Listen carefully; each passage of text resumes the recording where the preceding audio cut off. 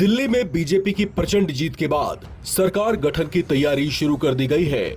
नई सरकार का चेहरा कौन होगा और सीएम की कुर्सी पर किसको बैठाया जाने वाला है, इस पर पार्टी ने फिलहाल पत्ते नहीं खोले हैं। हालांकि पार्टी सूत्रों से ये जरूर पता चला है कि पार्टी हाईकमान किन किन के नामों पर विचार कर रही है। सीएम पद की रेस में शामिल कई चेहरों में से एक चेहरा रेखा गुप्ता का भी बताया जा रहा है और ये भी चर्चाएं हैं कि दिल्ली की नई सीएम के तौर पर इनका नाम आगे हो सकता है। रेखा गुप्ता को बीजेपी ने शालीमार बाग से टिकट दिया था। पार्टी की उम्मीदों पर खरी उतरने वाली रेखा गुप्ता 29,500 से ज्यादा वोट मार्जिन से जीती हैं। पार्टी की सोशल इंजीनियरिंग के लिहाज से एक महिला के तौर पर रेखा गुप्ता के नाम पर पार्टी में आम सहमति बन सकती है। देखो, श्रेय तो दिल्ली में जो डेवलपमेंट की एक आशा है वो मोदी जी से है, तो 100% मोदी जी के नेतृत्व को ये श्रेय जाता है कि दिल्ली के लोग चाहते हैं, दिल्ली देश की राजधानी है, कि दिल्ली में डेवलपमेंट होना चाहिए। 12 साल से जिस आस में उन्होंने केजरीवाल सरकार को चुना था, उसमें से एक भी काम, एक भी एफर्ट, एक भी विजनलेस गवर्नमेंट रही, तो ध्यान में आ गया दिल्ली को। और वो अब दिल्ली मोदी जी के साथ चलना चाहती है, काम करना चाहती है, पूरे देश के साथ साथ दिल्ली का भी डेवलपमेंट देखना चाहती है। इसलिए दिल्ली ये एकमात्र मुझे लगता है कारण रहा। अरविंद केजरीवाल, मनीष सिसोदिया, हार मिली।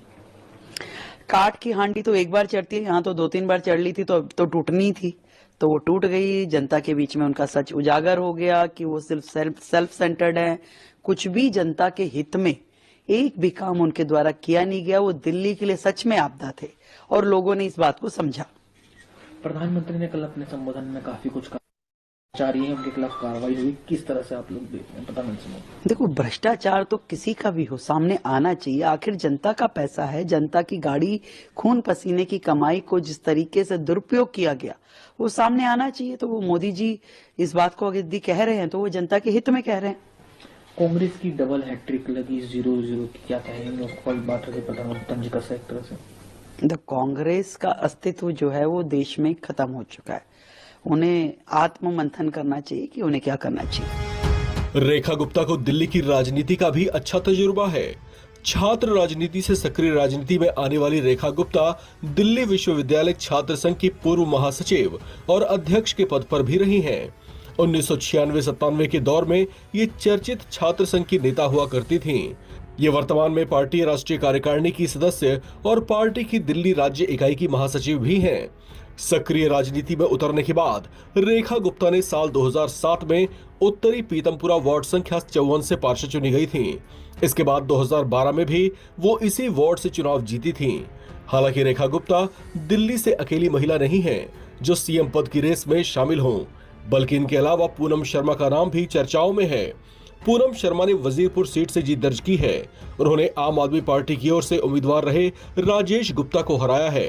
पूनम शर्मा की चर्चा इस वजह से भी है क्योंकि इन्होंने करीब 55,000 वोट हासिल कर अपनी पॉपुलैरिटी साबित की है। ग्रेटर कैलाश से चुनाव जीतने वाली शिखा रॉय भी सीएम पद की रेस में देखी जा रही हैं। इनका नाम इस वजह से चर्चाओं में है क्योंकि इन्होंने आप के बड़े नेता सौरभ भारद्वाज को हराया है।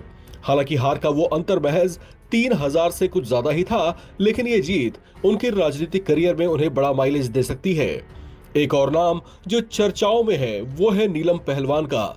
नजफगढ़ से बीजेपी की टिकट पर जीतने वाली नीलम को 1 लाख से ज्यादा वोट मिले हैं, जो दिल्ली में सबसे ज्यादा वोट मार्जिन से जीतने वाले कुछ उम्मीदवारों में से एक बन गई हैं।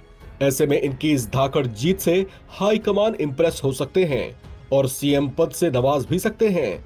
हालांकि ये तमाम नाम सिर्फ चर्चाओं में ही हैं। अभी बीजेपी आलाकमान की ओर से इस पर फिलहाल